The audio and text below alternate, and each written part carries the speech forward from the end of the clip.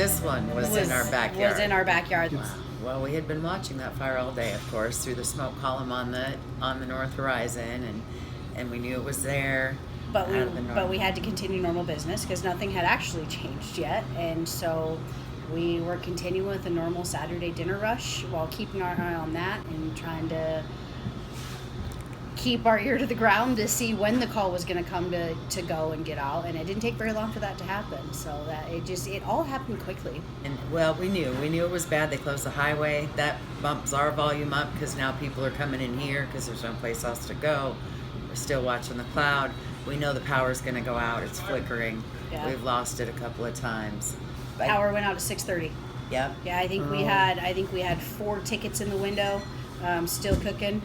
3 of them were left hanging. 1 of them was cooked and finished and stayed in the window. I think about the exact same time is when someone came in and said, "You need to get out." So that's when the staff and the customers left. So to me, it was really get people out of the neighborhood. If we're compromised, we're a half a mile less than from the only outlet to our neighborhood that is our community. We're a block. We're a block. Yeah, we're a block is much from better. The only outlet of this community. And so that was what worried us the most. And that's one of the reasons that, pretty much the only reason that we stayed, is we needed to keep in contact with people back there to make sure that everybody was getting out. Because we already had all of our stuff taken care of. We just wanted to make sure that other people did.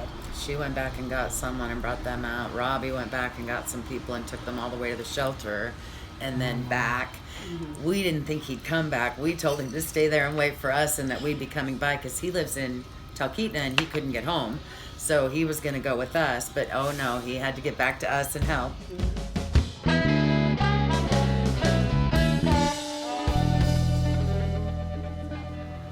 Parking lot was packed with just every kind of responder vehicle you could think of, like just everything out there. And there were pizza boxes. We could tell that the firefighters had been in here. There were lanterns. We had no power, so we all had to put on a headlamp. We walked around with headlamp necklaces for a couple of days. Yeah. Yeah, the first thing we did, we came in just like to lay eyes on the place because we honestly didn't think we'd get to again. And then we made our sign. Oh yeah, we did. That was the first thing we did. Is we went and we rounded up all of our tape, and I mean we had a parking lot full of people. We had to get that out immediately. We walked the property, yeah, and saw the fire and what that looked like, and yeah, the drive up was very sobering. We sat and thought about Camp Caswell and all of that, and so yeah, that was tough. It was tough, but it was heavy. It was the first time that this drive was very heavy. Either the anticipation, which was borderline dread, before we got to the fire zone, and then seeing the fire zone because we were so close with people who lost things, and the emotional whiplash that we were experiencing when we were evacuated. It was emotional. And we had a caravan. We had a 5-car caravan, and we stayed tight in formation all the way up here, and it was a drive unlike any other. I will never forget it. It was in the afternoon, but it was dark because it was cloudy, and it kind of reflected the entire tone of what was going on.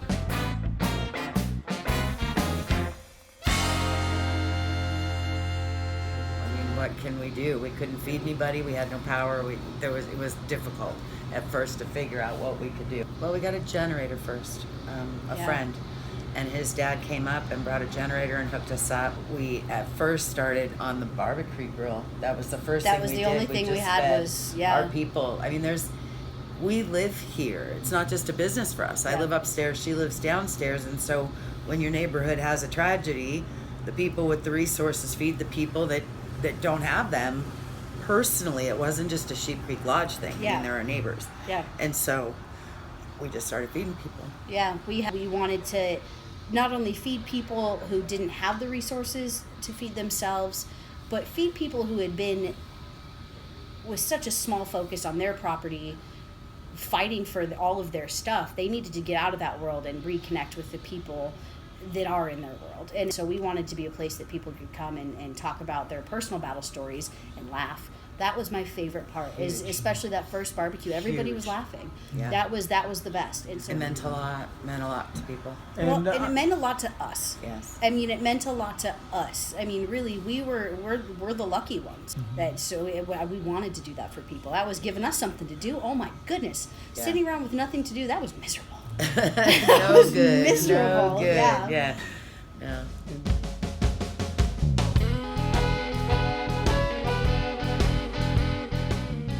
We, Yeah. our wonderful friend and Sheena Fort. She's the one who organized all, if not most, of that stuff because she evacuated with her family. But she is a wonderful person, and she organized all of that. Candy Wafer. Candy Wafer is the one who manned it here to send it out. We were just the storage facility for it. And it made sense because we're at the point of the neighborhood. And we did have means of getting it to people back into the neighborhood, and they didn't actually have to leave. There were volunteers back there that came out every day and picked up anything that anyone needed back there that couldn't get out. It was a wonderful collaborative effort, and everything fell into place beautifully. Yeah. And we were happy to really just Have the space. Have the space Glad to for have it. the space. That's what it. That.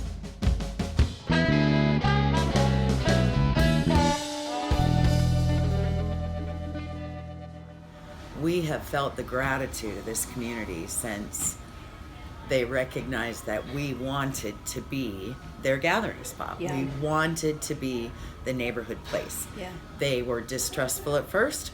Rightly so. But then Rightly the so. Sockeye Fire very quickly in our very first year showed them that nope, they're here for the community, they care. And people have just been nothing but supportive and grateful and just glad we're here. Thanks every day. Yeah. Every It really just stripped people down to their more authentic, genuine self. And so bonds were made quicker than normal. They were made stronger than normal. And it was a disaster situation. We didn't have time for any bull. Like, we really didn't. No. We did not have time to waste. I enjoyed the authentic nature of people. I enjoyed the willingness and the readiness to connect with others and to give what you have because you know what's going to come around. Because you see everybody in the community really saying, what do you need? Here's what I have. And you know that gap is going to be covered on the back side. And it was wonderful to see.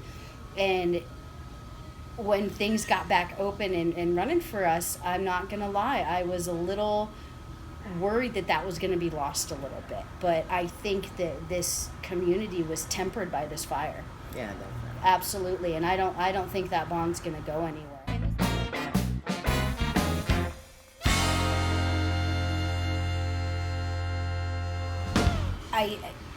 Just the highest concentration of humility and just just good people, unassuming, really grateful. Yeah. I mean, they were grateful to us when it's like, do you forget that you saved our building? I'm sorry, did you do like your thank you? There's your coffee. Yeah, here's You're your coffee. welcome, but come on, let's think about it for a minute. We were fortunate enough to get to know pretty well some of them, but all in all, just great. Yeah. Almost hard people to help. I mean, we all know that things aren't normal. Yeah. We're upside down and inside out. This is August. We should not be on fire. It should have rained every single day this month or last month. We don't understand this, but they dealt with it well. All of them. Every single one of them. Yeah, they dealt with people's frustrations so well in such an understanding way. I mean, not only were they doing a job that is in its nature really hard, they did it with a kind spirit to the people who were stressed. Generous spirit, knowing that they're stressed. That was what they were verbalizing, is that I can't imagine what these people are going through.